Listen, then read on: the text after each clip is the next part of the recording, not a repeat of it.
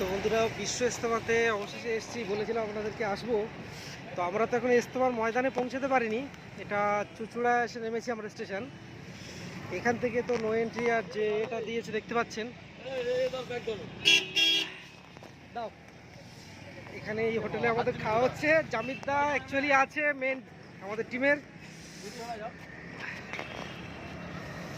এখান থেকে ভিড়টা দেখুন, অত্যন্ত। তো গাড়ির যে পরিষেবাটা খুব একটা ভালো না, ইজতেমার গাড়ির যে পরিষেবা।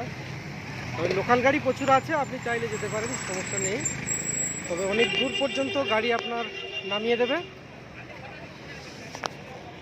আর আমরা তো অলরেডি শেষ দিনে, যাওয়ার মতো আর পরিস্থিতি নেই।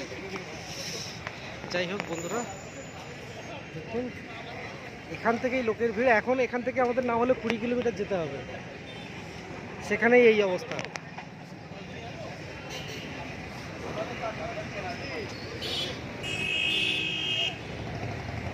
দেখতে পাচ্ছেন লোকের অবস্থাটা, এর মধ্যে কালকে দোয়া আছে। এখন থেকে লোকের ভিড়ের অবস্থাটা দেখুন।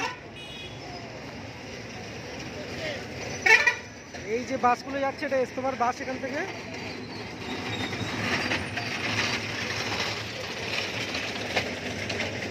ময়দানের যে বাসটা যাচ্ছে, এই বাসগুলো ধরতে গেলে আপনাকে লাইনে দাঁড়াতে হবে। বন্ধুরা, শুধু লাইনটা দেখুন, ভিড়টা দেখুন। তাহলে মেন ময়দানে, ইজতেমার ময়দানে, সেখানে কি হচ্ছে?